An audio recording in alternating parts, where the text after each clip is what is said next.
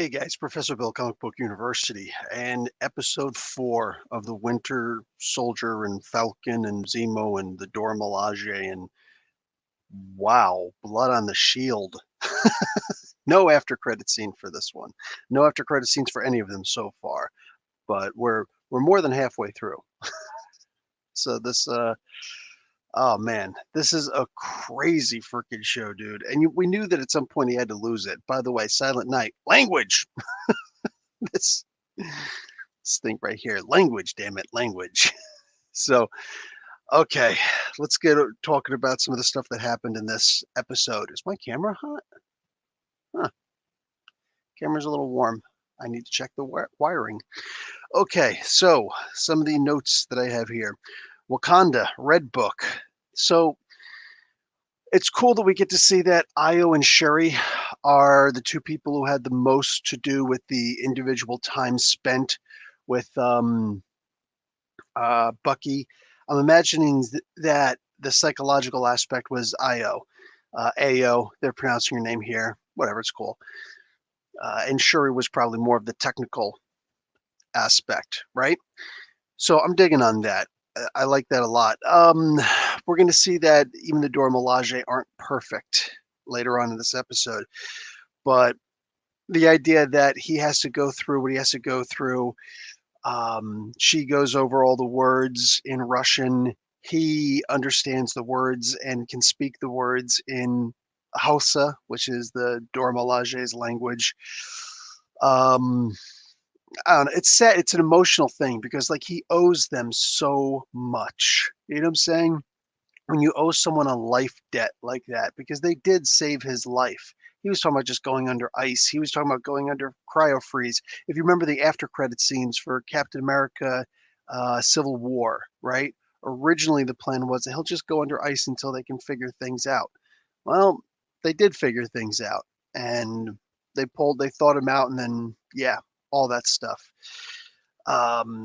Anyway, so she's there and she points out, it's like, listen, he killed King T'Challa. This is the biggest shame that Wakanda has is Zemo. So, and she gives him 8 hours to figure things out. Okay, cool. And she's not cool about it. Mind you, the Dora Milaje they're not a peacekeeping operation, right? When they get sent out, it's a big thing. Now, we don't know if this is actually by T'Challa's hand that we sent. Mind you, in the Marvel Universe, T'Challa himself is not dead. Chadwick Boseman, rest in peace, rest in power. But T'Challa is technically, to the best that we understand, still alive. All right, so sending a couple Dora to go out, like we don't know why exactly they were sent. We don't know who sent them. It's just one of those weird kind of things. Also, I went back and I did watch Captain America: The Winter Soldier since the previous episode. That is the same actress who played Io, who confronted what's her name, Black Widow, in the car in that movie. So, yeah, that's the same one. She was like, "Move, or you will be moved." And T'Challa's like, well, this would be very entertaining. Let's see if we can avoid this. um, what have you now? So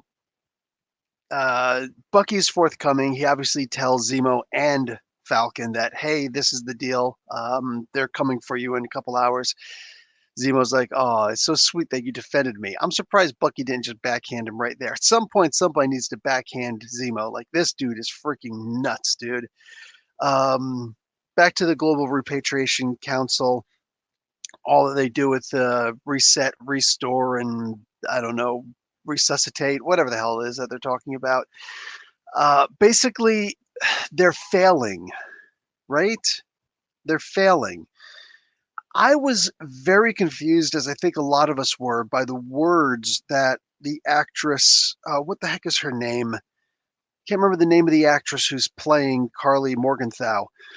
She did an interview recently where she talks how she's doing a good thing, right?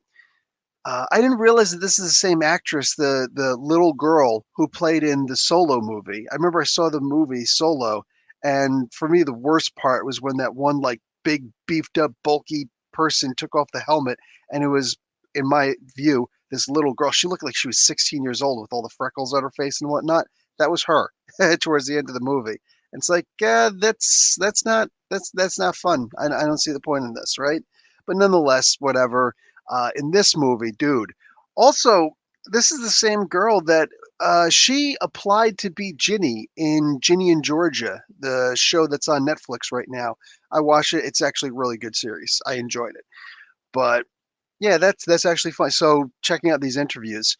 But anyway, Mama Donya, she goes to the funeral of Mama Donya. Turkish delights. Every time that I see Turkish delights, Zemo goes and bribes the kids with Turkish delights. Every time that I hear the word Turkish delight or the term Turkish delights, I immediately think of the Golden Compass. Remember that movie? I think that was the movie, or no, the Lion, the Witch, the Wardrobe. That one, the Lion, the Witch, and the Wardrobe, where they go into the other place. I forget. I never actually read those books, but I saw that movie. So, and the witch queen basically says her Kate Blanchett, I think that was, hey, do this, do this. Here's some Turkish delights. And it's like he gave you up as Hazel, whatever the hell the lion's name was, who's supposed to be Jesus or Superman in a Snyder movie. He goes and she goes and she says, gave them up or gave up all of your operation and everything for some sweets. It's like, wow, Turkish delights. They must have some serious power. Anyway, uh, what happens? A whole bunch of stuff happens. Sam is trying to talk. The biggest mistake that Sam did was saying, "I came alone." You know what I'm saying? The biggest mistake that he did was he told Carly, "I came alone." He absolutely did not, and he knows he didn't. And he knows that at any moment they're going to come in, like 10 minutes from now. Were you actually keeping time? How long the funeral took from that point on? You couldn't have said, "Hey, listen, my buds are going to be coming in a couple moments. I don't think they can track me, but why don't we go someplace else?" All right. She was talking to him, man. She was talking. They could have figured something out. Look what happened. All of a sudden, she can't trust him. And it makes sense that she can't trust him. So now she goes and she threatens Sarah and Sam's nephews, her sons. She says she didn't mean it. She didn't intend it. She's like, I'm not going to back that up. But Carly's been killing an awful lot lately. So when she starts running and she winds up getting shot by Zemo, something that I found interesting. Zemo's left-handed. Remember in the previous episode when he puts on the mask and he starts going crazy and he starts pop, pop, pop, pop, pop, pop. He starts shooting everybody up. He's left-handed. Did you notice that he went right-handed to shoot Carly? Maybe that's why he got her in the stomach instead of between the eyes. I don't know. But I noticed that. It's a weird thing, right? Like, is there something going on when he puts on the mask? Is it like over the top? Remember Sylvester Stallone over the top? Where he's like, oh no, but I put on the hat, the thing, and I turn it backwards. It's like, you switch, you switch. But he was left-handed in the whole movie, so I don't know what that is. I don't know what that's a reference to. It's a really really weird thing. Um, let's see. Anyway, Zemo finds he sees that he's like, is this what I think it is? And he just starts crushing them all. It's so funny that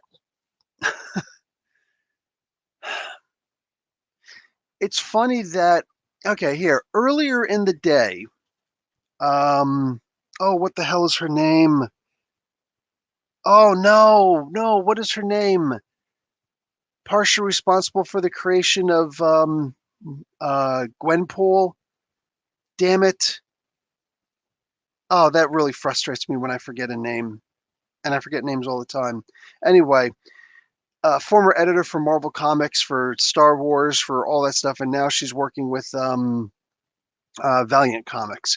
She goes and she says at one point earlier in the day, she says, not every villain has to be the super complicated and, troubled past and the reason why they're technically good, but, they're still evil. So there's a reason so we could sympathize with them. You don't actually have to do that. Sometimes a hero can be a hero and a villain could just be a villain. Yeah, that's true. But it's funny that in the same day that we see that Zemo is actually one of the good guys also. It's interesting to see that with everything that we're seeing here, realistic, we don't know anything about the power broker, not really. But aside from him, everybody who we do know in this story is technically good on some level, right? Sam and Bucky are the only two people who we're positive have good intentions, and Bucky admits to himself being crazy. So like Sam is the only hope that we've got. Everybody here is trying to do good. Every single person here. Zemo crushes every one of those super soldier serums except for the one that he didn't see before he took a shield to the head. Yo, freaking what's his face? John Walker over here. He needs to take a walk. This dude needs to calm down. By the way, I'm remembering I got this thing here. You know how long it took for us to get the Snyder cut, but we got the Zemo cut the week that we asked for it. That is freaking hysterical. If you guys didn't notice, on the Marvel YouTube page, they have an hour long of the Zemo cut. Zemo just sitting there, doing that little dance thing that he's doing. And I swear to God, he looks exactly like freaking um, what's his name, Tobey Maguire in Spider-Man 3. You know what I'm saying? Freaking psychopaths. Anyway, so the conversations that Walker has the entire time with Lamar Hoskins, we see a little bit of that. We see just a little bit of that. And she, or what do you call it? They're talking about, would you have taken the serum? Hell's yes. Meanwhile, Falcon, right? Sam Wilson says to Zemo, hell's no. It's interesting. I would not take the soldier. And Zemo's like, he's proud of him. He's like, all right, you answer that without hesitation. Good looking out. You know what I'm saying? So that's a form of trust. It's like everybody can trust Falcon. Nobody else is trustworthy in this, right? Um, Meanwhile, these old friends, these battle buddies, we used to call each other that in the army, battle buddies. You know what I'm saying? The person you bunk with, the person you go in your fighting position with. You know what I'm saying? Your battle buddy. Um, what do you call it? Lamar Hoskins goes and says to John Walker, he's like, hell yeah, I would take that thing. Do you realize all the lives that we could have saved on those different days if only we had the super soldier serum? Imagine that. Everybody is the hero of their own story. Even if you don't necessarily think that you're the hero, we do all believe in some way, shape, or form that we're the hero in this. I'm going to point something out that's going to piss off a lot of people, and I apologize, but this is important to understand how these people work, right? How that conversation works. Would you or would you not take the super soldier serum, right? There was just an attack on an elderly Asian woman in America a couple days ago. It was caught on film, security camera in a um, expensive, ritzy, upper class hotel. There were like 5 people in the lobby, and this elderly Asian woman is walking, and this big, huge guy that I wouldn't want to get into a freaking fight with just comes out of nowhere and just boom, kicks her. She goes down like a sack of bricks. He goes over and he like punches her and then like stomps on her head. And then I don't know if he hit her like 2 more times or not. I was just in shock watching him like, oh, that's graphic. Oh, wow. Bro, this is a big dude. This is a big dude. And this is an elderly woman. Wow. So there's something wrong with this guy. Now, what's the first instinct of everybody here that you're hearing about this, although you're not actually in the situation? Same one that most of us would have. You got to run in, you got to stop it. Everybody who was actually in that lobby and anybody who was around on the streets, their first instinct was to freeze because they don't understand what's going on. What the hell is this? This is something that's not supposed to happen, right? This is something that's just wrong. This clearly isn't supposed to happen. So everybody freaks out. And then afterwards, well, let's call the police and let's go see if she's okay. Oh my God. And, like everybody wants to think that you're supposed to go in and be a superhero and try and save the day. Here's the problem. Heroes in real life get killed. If anybody, if me, a 6'5" trained hand-to-hand fighter, all right, goes in there with this big guy who's crazy. Maybe he doesn't have a knife. Maybe he doesn't have a gun, right? Maybe he's just as strong as he looks and he straight up overpowers me and he kills me or gives me a concussion or something somewhere in between, right? That's a dangerous situation. We all like to think that we're the hero of our story. The problem is that's everybody's thought. So you go in there to try and help this person thinking, I'm Captain America. You're actually on a gurney a few minutes later or on a slab with a tag attached to your toe. You know what I'm saying? In a very cold room. The narrative keeps going on without us, without all of us. And it's funny, you have to be out. Usually you have to, especially if you're a guy, you have to be out of your 20s in order to understand that. You know what I'm saying?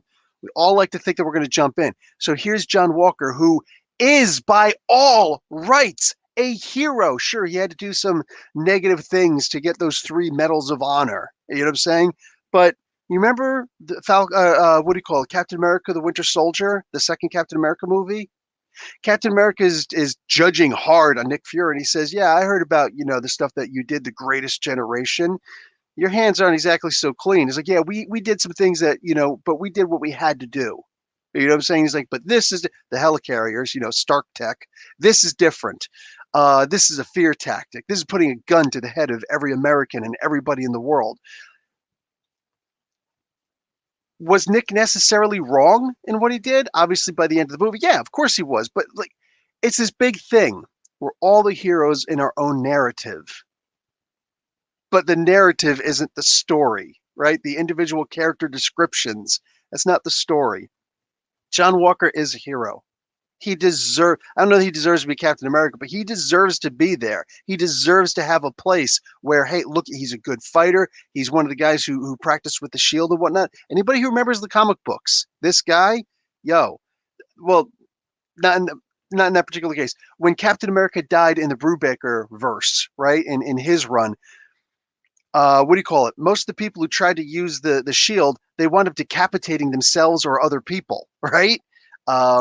Hawkeye was one of the only people who didn't, and obviously Bucky, who wound up getting the shield at that point, but only because he had the robot left arm, right? Dude, nobody's really a bad guy in this. Um, Lamar Hoskins and John Walker both thought, yes, we should take the super soldier serum. We should, because we can go and get the job done. We can actually help people. We can help more people. Um, I don't know, man. It is what it is. It's a shame. It's a real shame because we're dealing with, in my opinion, we're dealing with real people. At least the idea that all of these people, they're acting like they're really weird. Sure, they're people with knives everywhere. What's with all the knives? Why does everybody have a knife? That was a funny statement by Walker. Anyway, at some point, here, real quick. So he took the serum. He was thinking about should I take it or not, and obviously he took it. Now, there's supposed to be great pain with taking that serum. I don't know how much pain. I know that they were all because they talked about it in the previous or the prior to that episode. Oh, when we were there was extreme pain and blah blah blah blah blah. Even in the comic books, yeah, there's extreme pain, and the painkillers that you take, that Vicodin type thing, that's the addictive stuff that the power broker would tell you. Carl Marlis would tell you, hey, keep on taking these pills, and then you'll be okay. You know what I'm saying? That the pain will go away and it'll maintain the thing so, there'll be no more pain. So you get addicted to that and you start imagining pain that isn't actually there anymore. It's the same thing with an addiction to Vicodin. Anybody remember the House television show? All of those pain medications, saying that they usually have an addictive substance to it. So when exactly that's my big question for all of everything that happened here. That's my big question. When exactly did Knucklehead John Walker take the super soldier serum? Because I do know that the pain of being a soldier, you know what I'm saying? You have to, like, the mission is the most important thing. Otherwise, your friends die. You know what I'm saying? Otherwise, people back home could get hurt. You know what I'm saying? The people who you're out here trying to protect immediately could wind up dying. Like things get bad. So you have to soldier on. There's a reason why that's a universal term. They don't say cop on. They don't even say firefighter on. They say soldier on. You know, like that's so if he was in extreme pain, has anybody ever known someone who's in extreme pain going through chemo and radiation? You know what I'm saying? Has anybody ever known somebody, or have you yourself been in extreme pain and you're on the edge all the time? You're always just, ow, it hurts. Just stop talking to me. What the do you want? Right? Like it hurts but you're still trying to soldier on, right? So if he took this and he was still in pain while this was happening, a lot of this can be understood. The problem is, unless you see somebody's arm get shot off or a bullet through the head or they're on fire, unless you see somebody missing an appendage or something like that, nobody pays attention to that inner pain, right? So whatever pain that John Walker was in, a lot of us right away, we want to say, bad guy, but could it just simply be a person who's in excruciating pain? And yeah, it was a decision that he made. We all like to say things like that, but think about why he took that super soldier serum. Because now we're going to rewind a little bit. All right. Why did he take the super soldier serum? When the Dora-Milaje came in, see, at this point, we now have to blame Wakanda for this. Guys, nobody's a bigger fan of the Black Panther than me. I will put my knowledge about the Black Panther and Wakanda and the Dora-Milaje and the writers and the artists, say who created these stories against anybody. I am friends with two of the people who are responsible for the creation of Black Panther over the years. You know what I'm saying? Um, but I'm going to be honest, like what they're showing here. I put blame where I see it. Like I get to sit out. We all get to sit outside of this, and we take the fanboy out of ourselves for a moment and just sit back and look at it. The Dora-Milaje and their impatience, and we don't. And again, we don't know if they were there by edict of T'Challa or anybody else. We don't know why they were there exactly. We don't know who gave the order. Excuse me, for them to be there, but they were there. And they were very adamant about the idea that we're going to take Zemo now. They kept secrets from Bucky, which is a shame. That whole thing where it's like, poke and pump, pump, pump, pump, pump, pump, and then his arm fell off like that. It's like you saw that look in Bucky's eyes. You know what that look was? That's the look of betrayal. He felt betrayed, and he has every right to feel betrayed. That was a messed up moment. Here's this guy who it's very hard for him to put his trust in people. And look at the emotions that he had in the beginning. He's like, I owe you my lives. You gave me a metal arm. F that. You gave me my life back. People could control me by saying a couple of words out of a red book with a star on it. And you took that away. You gave me my life back. He owes them. But as soon as you realize somebody had a safeguard against you, boop, boop, boop, boop, bleh. Sam says, did you know that they could do that? No. Damn, dude. Like, trust works both ways. Trust works both ways. That was really genuinely just messed up. It really was. But after the Dora just like that didn't have to come down to a fight. They could have talked, which is what makes me think that T'Challa didn't send them, that Okoye didn't send them, that Nakia even didn't send them. Nobody of authority sent Io and the others. That's my right now. That's my standing opinion that nobody sent them. It's messed up. They were just there for my observation. They were just there for revenge. That's my look. That's my outlook on this because they didn't want to talk. They didn't want anything. They were just, I'm here to kick some butt. Now, John Walker shouldn't have gone and put his hands on her. That wasn't cool. You don't do that with somebody. When you go and you put your hands on somebody, right? I remember talking about don't be a superhero. There was I saw this woman who's actually, she was actually a friend of mine at the time. this guy who was coming into the comic book store that I go to, he was sexually harassing her, and it was so obvious he was sexually harassing her, and she was obviously uncomfortable. She didn't know it. She was very young. This guy's like my age. I think he might be a little bit. I think he's definitely like 5 or 6 years older than me, maybe more. I don't know. And at one point, I'm just like, "Hey, bud, why don't you leave her alone?" Right? And he comes walking over to me, and he was super embarrassed that I called him out in public. I probably could have handled that better. I probably could have handled that better. But what he did was he came over to me and he puts his arm around me. He's on my right side, and he puts his arm so as like his left hand slaps hard on my left shoulder, and he does it twice. Bill, hey, it's okay, man. What's going on? And he like slightly bumps my right shoulder, and then he walks away.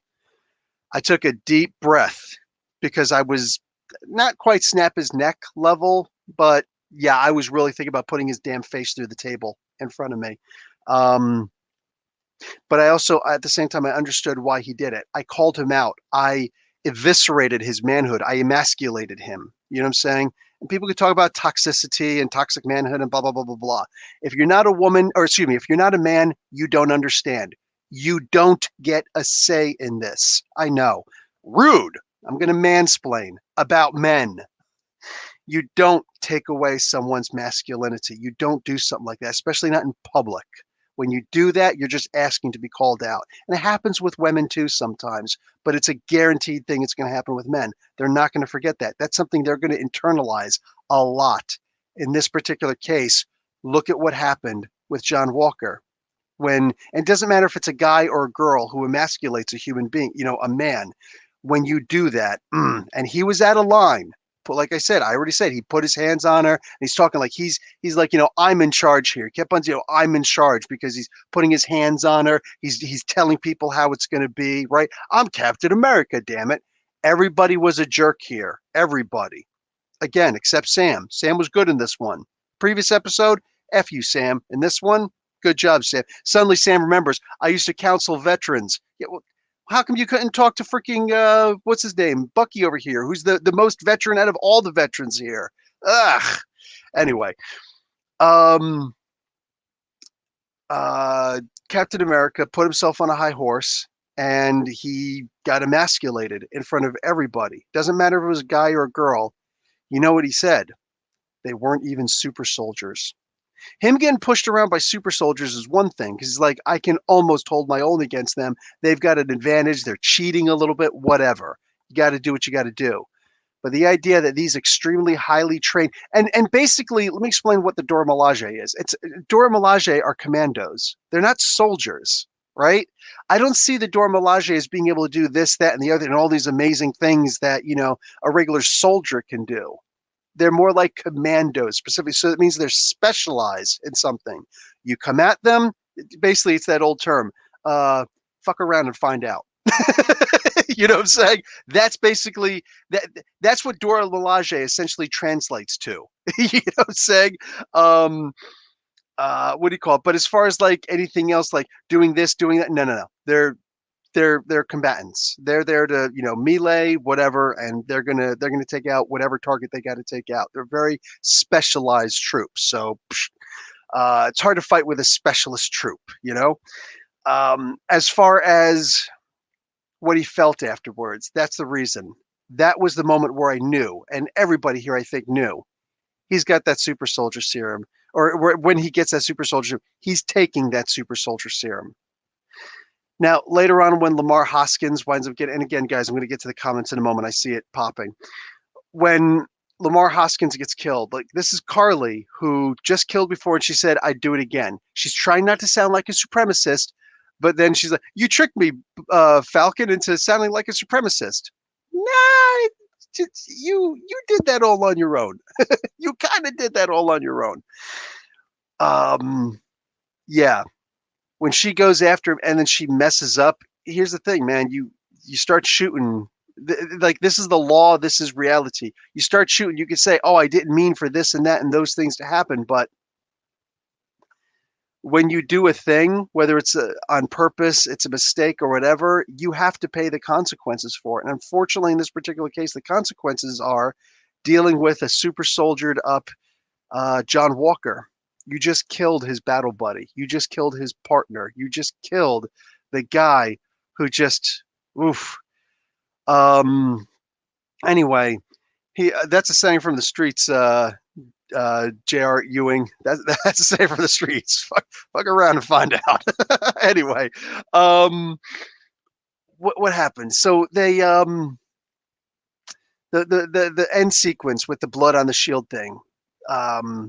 Walker, like, when we think about a tether, right? A tether is basically that thing that holds you to Earth. You know what I'm saying?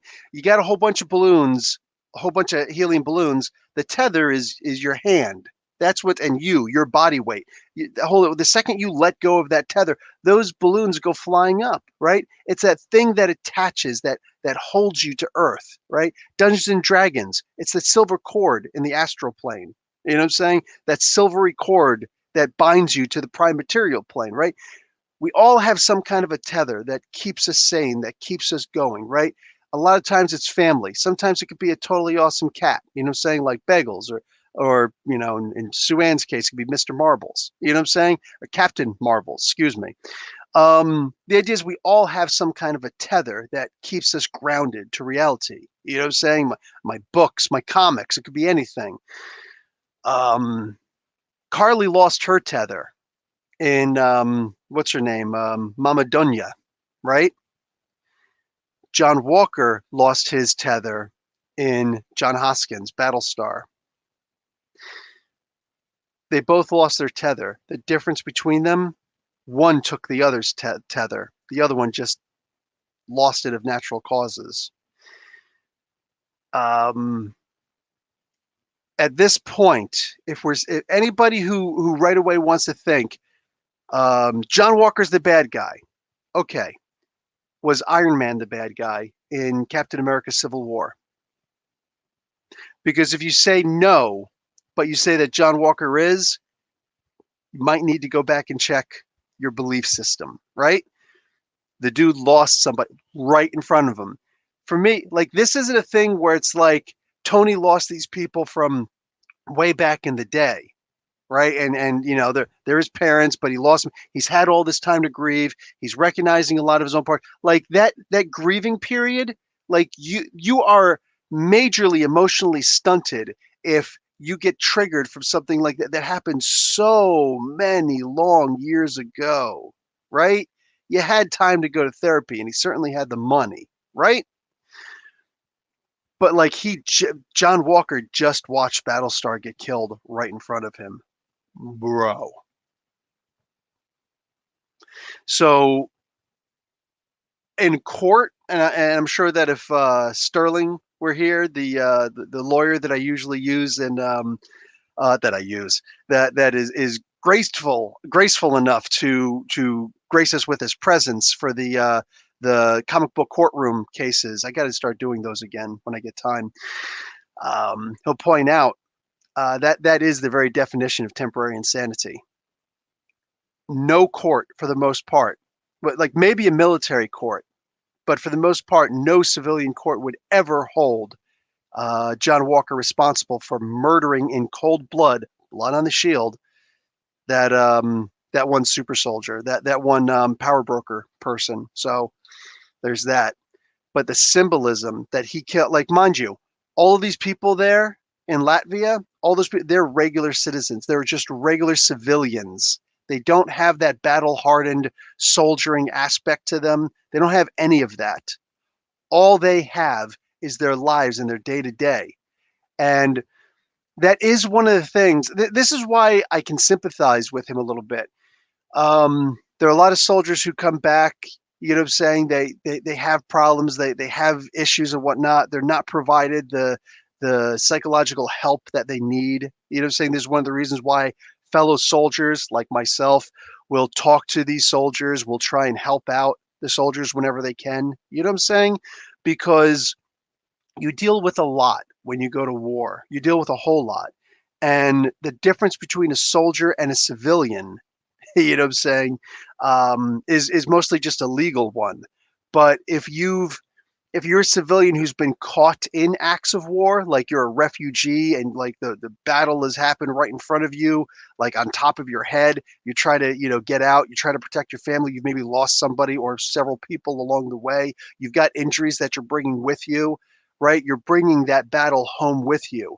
These are the kind of civilians who can understand. But the people who are just going about their daily day-to-day shopping and eating out and ordering out, and it's like, what should we get today to eat? Say, what kind of wine should we have with our dinner? And, whatever, just even if it's just regular people who are going to buy $5 frozen pizzas, for dinner tonight, the idea is they don't know what war is. They really don't. And seeing the stuff on TV, it can never match up to that. You know what I'm saying? So, like, seriously, talk to a wartime veteran, talk to somebody like that to get an idea. If you can even get that individual to talk, because chances are they're not going to talk to a regular civilian. Why? Because it's known you will never understand, right? And there is that pain that is so great that you wouldn't wish it on your greatest enemy. You know what I'm saying? That's when you know there's a real pain. Like somebody gets hurt or what. I want that person to die. What happened? He keyed my car. Oh, like some nail polish. You could buff that out, man. Like, you want this person to die for that? Granted, even if it's a nice car, come on. But there are people who have experienced pain where they're just like, dude, I don't care what this person did to me. I don't want this person to have to feel, what I'm going through right now. That's a real pain. And that's what John Walker is going through. This was a fantastic episode because you're going to have, you're like, now John Walker's in the court of public opinion. All these people with their little cell phones, and realistically, it's the most annoying thing in the world to me. As a Gen Xer, at the least, it's the most annoying thing in the world when the younger generations are right away. Ooh, something's happening. I've got to document it. And they pull out their phone and right away, oh my God, I'm going to document it. I'm going to see what's going on. Oh my God, this is so cool. Wow, I'm going to post this and get likes. You suck. You suck. Now, if it's a cop, that's a different story. But for the most part, like, wow. Wow. So, yeah, I understand. You know what I'm saying? That the court of public opinion, these normies out there, John has blood on the shield. He just got finished killing a person. Man, they're probably here. The phones maybe picked up the voice when he's sitting there yelling, "It wasn't me! It wasn't me!" And, yeah, but I have you here. It's messed up. Carly got to see what happened, right? And that look on her face, mind you, a lot of people are saying Carly's evil and Carly this and Carly that. Carly's a child. Carly's a child who had a gun put in her hand. I know a lot of soldiers who were overseas who had to deal with child soldiers. I actually don't know a lot of them. I'm lying when I say I know a lot of them. I'm exaggerating. I know one person who had to deal with a child soldier specifically, and it's a messed up situation. Like the amount of thought that you put into after the fact, right? The amount of baggage that you carry with you afterwards. If there's a regular, 25-year-old soldier, 22, 20, 18-year-old soldier, whatever, I'm saying, they've actually had some experience in life and they got a gun, and it's like, oh, hey, you could potentially, hopefully reason with this person, soldier or otherwise, I'm saying, a shooter, whatever, you could hopefully try to at least reason with somebody. But like something like a school shooter or a child soldier, 10 years old, comes in and they got a freaking AK-47 in their hand. Dude, that's more power than they could have ever imagined in their life. And they've got license. They were told by the person who gave them the gun, go and take out so and so people. You can't reason with somebody like this because they don't have the mental facilities to be able to understand the repercussions of what they're about to do. They simply don't. Just like those 4 kids, I'm saying, who assaulted me a couple weeks ago. I humiliated that one guy. He's going to have to live with that for a very long time. Probably not going to be good on this person. But at the end of the day, there was no reasoning with this person because he's the hero of his own narrative and he doesn't understand the greater story. I love how this whole episode just rounds out about itself. Let's get some of these comments in here and see what's going on. Again, Silent Night. Language. Perfect word for that, right? But yeah, he did kind of go off. Ladies and gentlemen, we officially have story escalation now. Damn right, Core. Opening of this long sweet lodge treatment, right? Where's the hot rocks in the steam room? The Dora do not ask something twice. Yeah, they probably didn't authorize this to Bucky. Suan, what's up? That curly hair lady looks like she could be Sin if she wanted to in this story. Oh, she probably could. Good call on that one, dude. But I like her being Carly Morgenthau.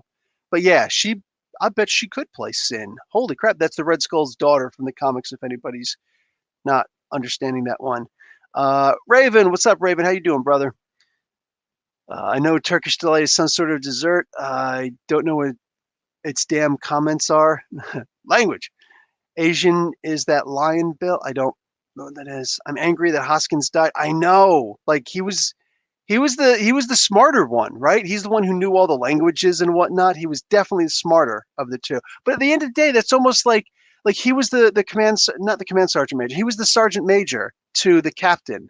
Because mind you, in the actual United States Army, that's what they always do. They always pair a um, an officer with an NCO, with a non-commissioned officer, and the two pairings that work for a captain is a sergeant major. That's extremely high rank for NCOs, and for just for all the enlisted people, from private all the way up to sergeant and all the other kind of sergeants, including sergeant major.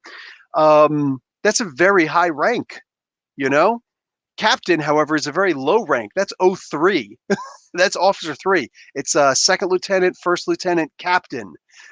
So you're pairing somebody who has the idea of you're directly going to answer to the higher ups and superiors of the officers with the person who actually has experience in the field, and the men, the soldier, we just say the soldiers, whatever, they trust, because nobody trusts an officer because there's not that connection there.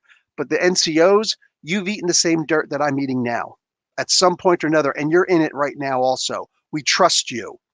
It's the officers we don't trust, and they purposely keep it that way in the military for good reason.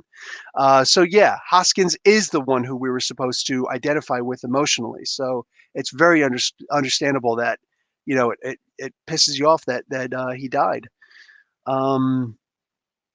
Carly is, again, I think that she's a kid as opposed to a terrible person, but yeah, I hear you. Hoskins was a good person. He and Walker obviously were family. Helped Walker keep perspective 100%. That was his boots. That was his shoes when his boots were on the ground, right? That kill scene was effing dope, right? Ming the Merciless over here. Wow. Not Buck Rogers, Flash Gordon, baby. What if the show does not tie in the power broker with U.S. Agent? I don't know. We'll see what the show does. I don't like to tell the show what to do. I like to just watch it. What if the MCU power broker title of default leader of Madripoor? I don't think that's the way that it works from what we've seen, but no, I hear you. What if? Okay, there's a lot of what ifs here, man. I don't know all these what ifs. Ed Brewer, what's going on, man? Everybody saying hi to each other. Okay, can I just leave then? How gray is the world instead of black and white? And that's one of the things that I love, Silent Night. That's one of the things I love about TV shows and all the different things that they do. If you just have a dimmer switch, or not a dimmer switch, a toggle switch, on, off, on, off. The machine is on, the machine is off. The lights are on, the lights are off. Makes for a very easy world. That's exactly what Carly was talking about, and what almost everybody talks about back in the day when they're talking about Captain America, the actual Captain America, Steve Rogers, right? Because who was he fighting? He was fighting the Red Skull. He was fighting Hydra. He was fighting Nazis. One of the reasons why Hitler is always brought up, Gottlieb's Law, one of the reasons why Hitler is always brought up in a conversation is because Hitler was one of the most easily defined bad guys there are, because that was back in the day when it was like, dude, Hitler is so clearly the bad guy in this, right? He's committing genocide. He's perpetrating a Holocaust. He's killing people because they are a people. but not a choice, but by a circumstance of birth. You happen to be born either gay or Jewish or Roma or any of the other forms of gypsy, right? You happen to be born one of these type of people. So therefore, it's so easy to point and say, oh, that guy's bad. Now, if we were better aligned with history, we could also say somebody like Slobodan Milosevic was bad, right? We could say that a lot of different people were bad, evil, like just the epitome. Like you are a terrible person. Pol Pot, right? There's a whole bunch of people that we could point at, you know? That being said, they're all pointing to that idea. Like Carly even mentioned at that point, hey, look, back in the day when it was easy to discern who was a bad guy. Everybody there in those conversations, everybody involved in this, all right? I don't care if it's Zemo. I don't care if it's Carly and the Flag Smashers. I don't care if it's Falcon and Winter Soldier. I don't care if it's John and Lamar. You know what I'm saying? I don't care who it is. Every single one of even the power brokers, I'm sure, would at some point, I hope, would at some point or another be able to say, yeah, Nazis, bad, right? So everybody is on a dimmer switch, which makes me go back and think that editor, why can't I remember her freaking name? Ah, the milkshake girl. And it's not her fault. That was messed up what people said and did with her. But yeah, sometimes she says something where it's just like, I hear you. I hear you. But yeah, no. um, uh, what do you call it? Well, there are three main bad guys in the Marvel universe, right? Doctor Doom, Magneto, and Red Skull. Which one of those three is absolutely guaranteed always an unsympathetic bad guy? The Red Skull. The Red Skull is always the bad guy. No matter what, he's never the good guy. Also, lost a lot of respect for Ta-Nehisi Coates with that Jordan Peterson thing. I could talk about it one of these days, but that's a low blow. That's a generally low blow. He, Peterson's he's said some really stupid things before, but that, like, come on, man, comparing the guy with Hitler, like, aren't we done yet? Is everybody just going to keep on blaming each other and calling each other Hitler? Like, we're still not done with this yet? These stupid toy cap gun nonsense with each other yet? My God, I lost like any respect that I had for Ta-Nehisi Coates, gone out the window with that nonsense. That Captain America issue number 28. What an absolutely stupid, boneheaded, weak-minded thing to do from a guy who's a genius. What a dumb thing to do. Dumb thing to. Anyway, hope Carly gets her ass handed to her. I hope that she realizes what's happening. I hope that she wakes up to the world. And John Walker got his hands on redhead partner, not her. Yeah, the other guy. What's up, man? Hey, Comic Kirks. What's going on, dude? Yes, that is an awesome. Hey, language. I am so wishing Hoskins gets the serum somehow and comes back, but I don't want him to be permadead. This ain't the comic books, all right? This isn't the comic books. People can die in here. I see where you're coming from, but I don't know yet if I'm fully on your side of the river yet. It's fine. We're all allowed to be in different places. Sergeant Raider, preach. Redhead girl looks millennial age range. Yeah, she actually, she looks more Gen Z to me, but yeah, I hear you. And that's Carly. Damn it, Elizabeth something. I forget her real name. Elizabeth something. Man, the two craziest things that happened in the episode was the double murder and Zemo's freaking creepy cover of Baba Black Sheep. That was a little bit weird, right? When you start singing a nursery rhyme and you're evil, like it kind of harkens back to Ultron, right? The only scene of Ultron that I liked in that second Avengers movie, Age of Ultron, was when he was doing the Pinocchio thing, right? Then he just started trying to be funny Ultron, and it's like, yeah, no, Ultron doesn't seem like a real threat to me. He's this guy who's cracking jokes and whatnot, and he's emotional. I'm just not interested in this version of Ultron. I don't like it at all. I want an actual uh, robot, AI robot who just hates humans. And it's like I want Skynet inside of a Terminator is what I basically want to see with Ultron. Yeah, I'm gonna say this about your reasoning of John Walker. It's a quote from The Mummy. You've got all the horses, but on the wrong side of the river. I don't remember that quote. It's been a while since I've seen that movie. But Brendan Fraser, baby. Brendan Fraser. Agent Ewing. These episodes really touch heavy on the mental health care that is lacking. Awesome way to address the issues. I agree. And you know what? This is one of the things that makes Marvel and the MCU and everything. It for so many of us, like the MCU is more of the real world than it is the superhero world, right? Look, I love DC for what DC is, but DC are gods. These are gods living in a world where humans don't matter, where we're barely even considered collateral damage. You can go multiple comic books without seeing a single human in it, unless Batman is in it, right? Like multiple issues of a comic book where no regular background walk on characters exist. But in Marvel, they're always there. And it feels so much more grounded. It's like there's a reason to go for both, right? And both have amazing characters and amazing stories. But the amazing stories that Marvel tells are far more grounded stories. And I'm glad that the MCU is doing that also. Senyal, I think even Sharon is not a hero in the show. Agreed. There's something like she's up to something. After that one quick scene, that blink and you miss it scene in the previous episode, oh yeah. She might be. Oh, imagine if she is the power broker. That would be something else. Wow. That would be something else if she actually was the power broker or worked for him. Ooh, that would be a big deal. DC Big Osaya. I love the writing of the show because it's so close to reality. It's scary. We all know the world is not totally black and white. There's gray everywhere we look. Exactly. In fact, according to some books, there's 50 shades of gray. I disagree. The officer was prior enlisted. He or she has battlefield credit.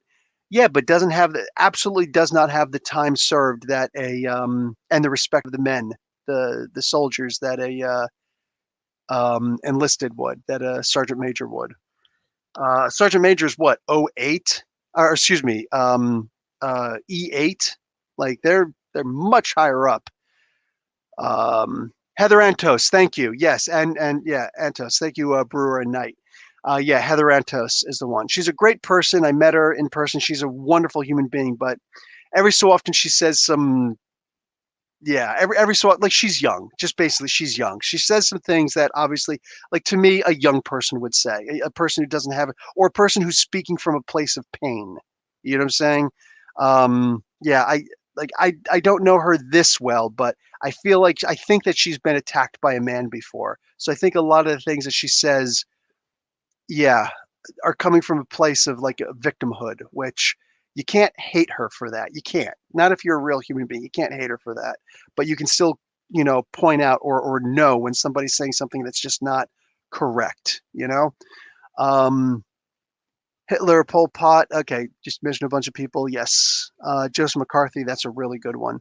Uh, Johann Schmidt will get a redeemable arc. Go away, Corey. Stop that. He ain't getting no redemption arc.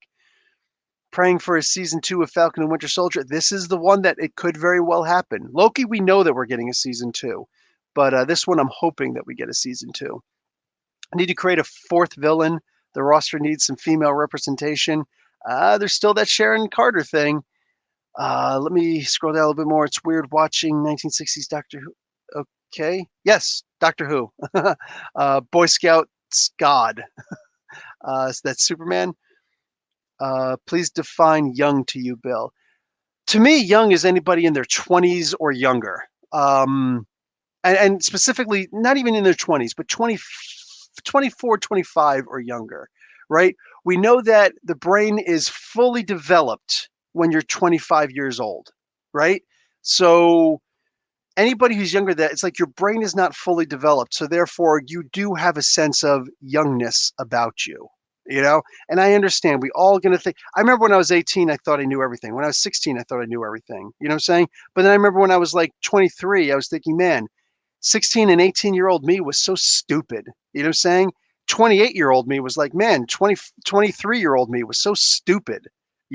You look back at all the dumb things that you did back then, and it's going to happen. I guarantee you. If there's one thing that's assured in life, like if you're 18 or you're 20 something now, I guarantee you that by the time that you're, maybe even when you're 35, you'll look back on things that you did when you were 28 and say that you were stupid. You know what I'm saying, for doing it. Because the more experience, the more worldly you get, the more experience you get, the more you realize I could have handled such and such better, right? And the best of us are the people who continually try to upgrade and level up, in our minds, So there's that. Now define plethora for no reason, just for fun. Sure, it means a lot. Um, what do you call it? I'm young at heart. Yes, you could still be young at heart. Of course you can, Sue-Ann. And yes, you are, and you're a wonderful person because of that, damn it. Anyway, what is this? Green light something that Red Skull. Okay, enough with the redemption arc for Red Skull. Just stop it, Core. I know you're just trolling me. Anyway, this was an amazing episode, as they usually are. And as usual, I wound up going right here. I wound up going longer than the freaking episode itself did. But it's great being able to break down these episodes and really look at some of the fun, seeing your guys' opinion on things, seeing things that are going to change my mind, saying, or at least open up my thoughts on where the show is going to go. We are a university, right? It's not just one person lecturing, it's a whole bunch of us raising our hands and piping in our own experiences. So love this show. This is a freaking great show, and I feel like there's so much more to get into than with WandaVision for its own way. Anyway, guys, see John Walker on screen. Agreed. So I'll talk to all you guys later. Love and peace. Professor Bill, Comic Book University. Thanks for showing up, guys. Class dismissed.